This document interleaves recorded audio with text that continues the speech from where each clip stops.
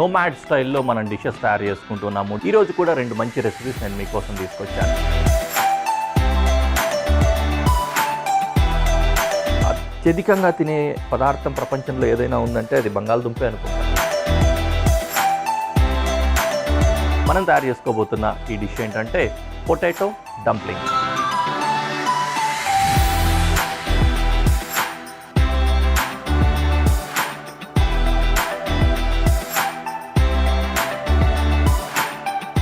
అంటే మీల్ లాగా కాదు, ఆహారం లాగా ఆరగించాలి అంతే అన్నట్లుగా ఉంటుంది.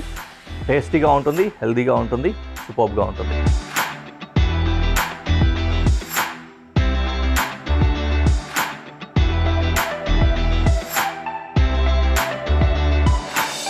వావ్ ఏమి రుచి!